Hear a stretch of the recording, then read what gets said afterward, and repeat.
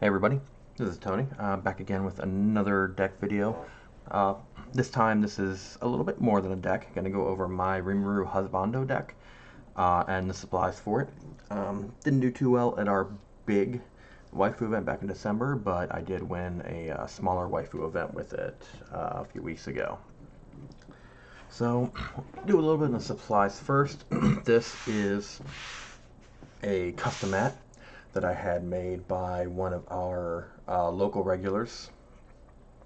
And I love it. I just gave him some of my favorite pictures of Rimuru, and he designed this whole thing, so it's great. I use this mat all the time. It's already starting to wear a little bit. This is the deck box that I used. It's one of those big faux leather deck boxes. These are custom sleeves that I had made from Dragon Shield for this. If you're going to try them, or try Dragon Shield service, I would suggest getting something with a darker background, because from what I hear, this white is always around the custom sleeves. And it was JP, the deck was, so, but instead of having translations on my phone or paper, I decided to have a little side deck with the English versions of each card, and that way I could have another Rimuru sleeve somewhere around my playmat, some more Rimuru stuff there. Alright, with that out of the way, let's begin with the cards. I'll begin here. 3 of my Brainstorm. This is the new Rimuru Brainstorm from Volume 2. It is a tap self search Brainstorm, and the first effect is if any of my characters reversed an opponent's character, I can pump one of my characters 500 power. So it's nice for getting a little bit of extra power somewhere. I run 3 of them. Because, I mean, obviously I want to brainstorm, but I don't want to waste room with a 4th, and there's another card in the deck that actually can help me get this if I have trouble getting it to 0. Next up, this is the Volume 1 Ricky. That means that when this card is placed, I can pay 1, clock myself from the top of the deck, and then search my deck for a level 1 or lower card and add it to hand. You know, it's a pretty popular profile by now, especially in a bunch of the slime decks. It helps you get your level 1 combo early if you need it. It helps you force yourself to level 1 if you need to, etc. The second effect is very situational, but it can be kind of nice. On play, you can ditch a card from your hand in the waiting room and take one of your opponent's level 0 characters and bounce it back to their hand. So, a very, very situational effect. Next, the TD Rimuru. This is a very, very good profile, I think. But it's never like a 3 or 4 of. It's basically just a double ditch out and a tiny bit of mill if you hit the coin flip. On play, you top check, and if it's a character, you add it to your hand, and then you ditch a card from your hand to the waiting room. The other effect is on play, you can ditch a climax to salvage a character. So again, a possible double ditch out, a possible mill, and possibly getting whatever you need at that specific time. And yeah, all these, lots of bling in this deck. So more bling. First SSP of the deck. Maybe the only, I can't remember off the top of my head. I think it's the only. But this is the Volume 2, the clean cut. What that means is that when this card reverses its opponent, I can tap one of my characters and move it to the backstage. This is great for maintaining board and maintaining hand early in the game. And this is what we call a rem clean cut. It is on when you play it, top check. If it's a character, it gets 1500 power. So it gets pretty big. A level with 1500 power, sorry. So, I mean, he's 3500 and at level 1, so he can't be bombed by level 0s. And again, this helps maintain board, helps maintain hand, helps you try to get a resource advantage early in the game. All right, Volume 1 SPs. This is what some people call a Chiuri. Technically, it's not a Chiuri, but that's also what I refer to it as. So,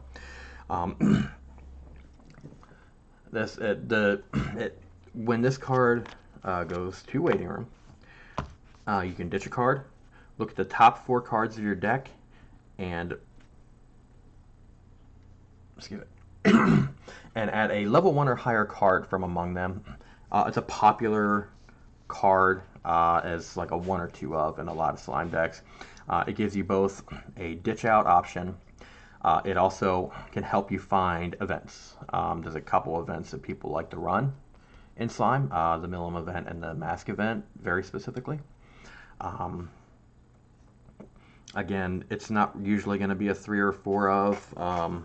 Some people might run it more in the 8 standby deck because it helps get targets into the waiting room early in the game. And one of the fun things about it is that if you play over it, since it's on death, you play over it, and you can do the effect right away on your main phase if you want. He also gets an extra 1k cross turn if you have 2 or more characters. All right. Moving on to a base rarity card from Volume 2. This is purely tech. It has a shift level 0, which means that when you're starting your main phase, you can ditch a red card in your hand. Ditch a red card in your hand to swap it with this in your clock. So you can get this back if it's in your clock. And on play, pay 1, ditch a character, not a card. Ditch a character, look it up to top 4, and add a card to your hand. So again, this can help you get events. It can help you get climaxes and help you get characters. It can help you get multiple things that you might need at level 1 or that you might need right now at level 0. But it's purely tech. It has no power, and it doesn't see use in every game. So it's really only a 1 or 2 of if you like this kind of profile. And our last level 0. This is the Milim Runner from Volume 2. Basically, she's always 3500 because if all your characters are Demon Continent trait, she gets 2k. So, extremely easy to hit, so that's why she doesn't get a level. She only gets power. But she is still a 3500 runner. She actually runs to combat. So if there is, she can only move to a spot that has a character across from it. She was kind of an after the fact kind of add later on. I wanted to just shoehorn in more bling, and I mean she is still a pretty good option to run along with the clean cut to really try to help with the hand and board advantage early in the game. And yeah, it's just also just a great looking card. I had considered using the Twin Drive Milim from Volume 2 instead, but I opted for the extra bling. Right, moving on to level 1, we have our level 1 combo. This is the combo from the trial deck. He gets 500 for each other character continuously, and he is on attack, top check. If it's a character, add it to your hand. So yeah, you can't miss. This is one of the big reasons why I don't run any events in this. Also the clean cut, since the clean cut will miss on events. But it's a very simple combo. Has decent power just for being there. And I mean, it's an SR, a little bit of bling at least. I really couldn't find any other combo that I wanted to do more in this. I had considered the wind combo from level 2, but I don't want to wait. I don't want to take chances on something like that, and I didn't really want to deal with that. So I just went with something simple. Simple little SR cue card.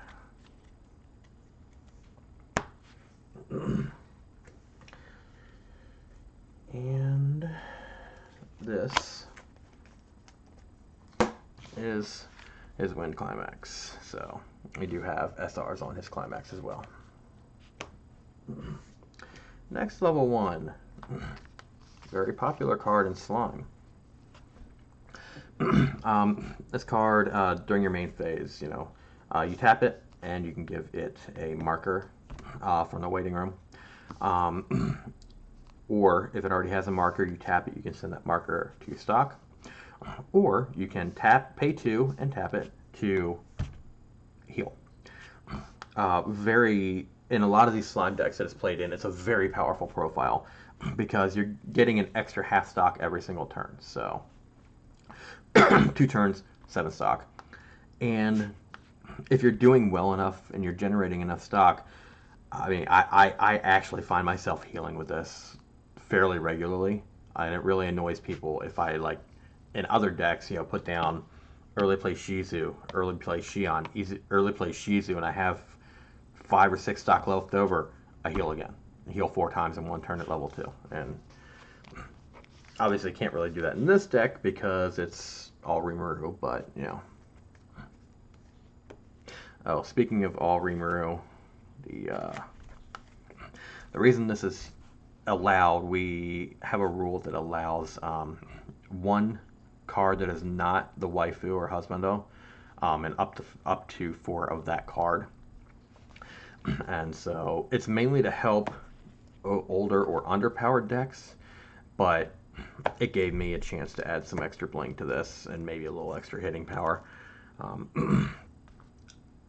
The other options were just like, get a couple more Cheeries or something like that, and an extra Ricky in there. And I mean, I already had so many of those anyway, so. Moving on. Another base rarity, Rimuru. This one, when you perform an act, so like if you brainstorm or when you tap this, he gets the effect that when he reverses the opposing character, I can blind stock. So again, we have a way to continue generating stock for our end game, which is can be pretty stock intensive. And so, usually if somebody leaves a level 0 on the board somewhere, I can just drop this and get a free stock out of it.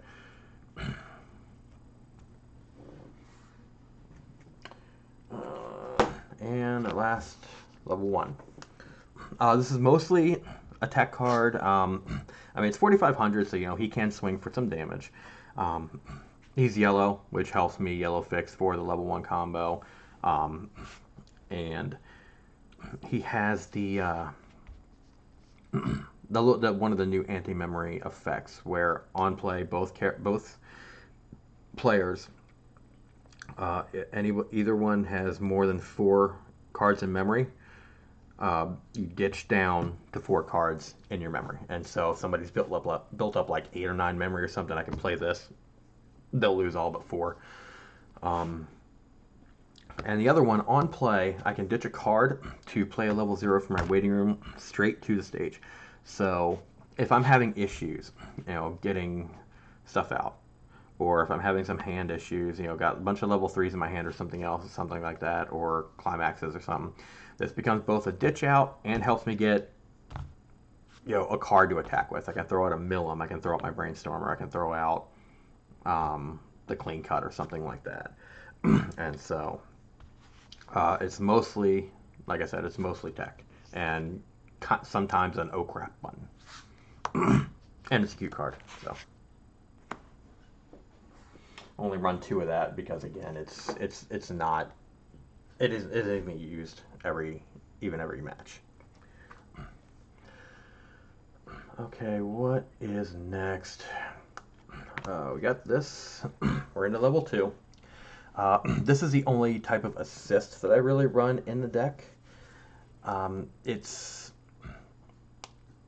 just there just in case I think that I need it. It's not really all that important. That's why it's only a 1 of. It's a 2k power to level 3s in front of it. I don't use it very often.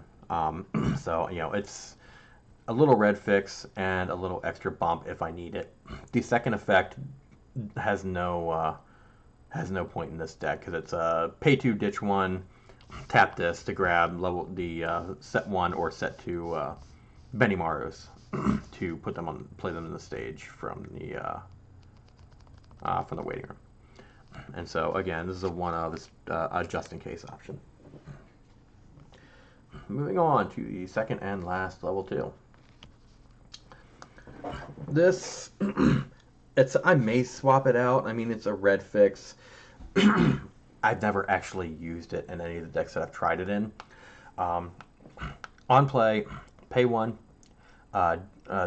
put a character from your waiting room to the bottom of your clock, and then you can return all cards in your waiting room to your deck, shuffle your deck, and this gets 1,500. So it's like it's not a free fresh, but it is a refresh. You know, you do have to clock yourself, so you're not going to save the refresh point. But I mean, you know, if you need to get climaxes in your deck to hit on a brainstorm, or if you need something in your deck to search for, or you know, you're 1 in 30 and you know you're going to die next turn if you don't do it, okay, get the refresh in so you just don't die next turn or something like that. He's also a level 3 assassin. He gets 6k against a level 3 or higher, so that makes him 13 base against level 3s. Righty, moving on to level 3s. Let's just start off strong. Climax combo. The Volume 2 Choice Climax combo. This is just an extremely fun card. I love playing it. If everything goes well, you can actually get out 7 swings on this. So, the effects are when this comes in to play from your hand or from its own climax combo from another copy, he heals. And then the climax combo is after he's finished attacking, or at the end of his attack, I should say, pay 3 stock, ditch a card from hand, send him to memory, and then you mill 2 cards off the top of your deck. If they are both characters and or yellow climaxes, then the effect hits. You play any card from your waiting room directly into the spot where he was. And again, if it's him that gets played from the waiting room by this effect, he still gets to heal. So again, like I was saying before, it is stock intensive. But I mean, if you're playing this like a meta deck, you're running 8 choice usually anyway. But there are 4 choice climaxes in this deck. This is on a choice climax, so extra stock there. We got the extra stock here. We got the extra stock here. Don't generally have too many hand issues with this, and so kind of like something like Love Live Sunshine, you might be stocking these when you hit a choice climax throughout the game, because you know where it is. You know it's not going to get lost somewhere, and you'll have it when you're paying out all your 6, 10, whatever stock that you have built up. You can also carry them in hand, and then when you do his effect, and then you ditch a copy of him, goes to memory, comes out, and you can just keep ditching them for each other if you need to, if they're in your hand. So yeah, if you get 4 of these off and you have 2 other attackers, and so if you manage to get them all off, you are going to swing 7 times, and it can really annoy people, but it's very, very fun to play.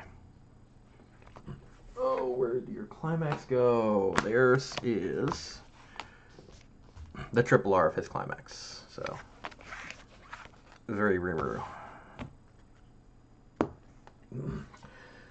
All right. This is my favorite final target, and my favorite target that is not this for that climax combo. He gets 500 for each character. So if you got a full board, he's sitting there at 12.5 just for existing. So that can annoy people a bit. The main reason I run it though is the second effect. On attack, you take a card from your opponent's waiting room, put it on top of their deck. So, if my opponent is 3-5 or 3-6, and I use my last Rimuru to bring this in across from a level 1 or level 2 or whatever, I side, damage on top of the deck, game over, guaranteed. Obviously it's only a 1 or 2 of because it's pretty situational, but it can be nice to just guarantee a game like that and not have to worry about anything else at that point. And we have 2 of the secret level 3 finisher from volume 1. The effects don't matter except for the first one. On play dig. He digs 3 for a card. He's literally just here for the dig in case I need a character or a climax or something like that to go with. And our last card, Predator. This is the TD healer that is like the Rem from ReZero, kinda. When he reverses, on play heal, and when he reverses his opponent, you can give him a marker from the waiting room, and then for every marker he gets 1k. So yeah, he's mainly just here as an extra healer in case I need it at level 3. So that is it. Rimuru.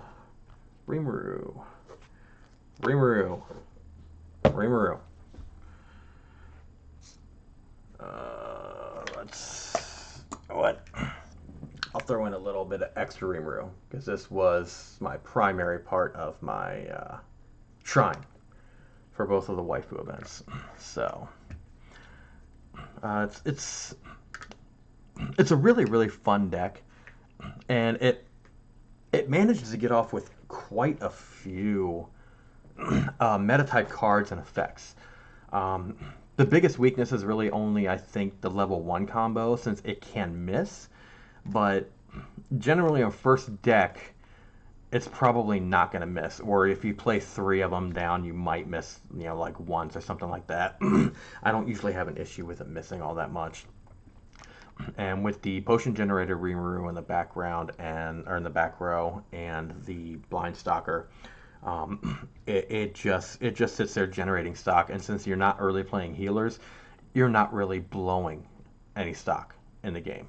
You're brainstorming, but 1 stock per turn when you're generating 7, 8, 9 stock every 2 turns. So it also generates a decent amount of compression, and the main thing with it is knowing how to attack with the level 3 combo, knowing when to front, when to side, when to worry about. It has a weakness against memory counters. If your opponent counters over and you get shot to memory, the shot to memory happens before the end of your turn, so you lose the Rimuru, you lose the climax combo, and you cannot continue.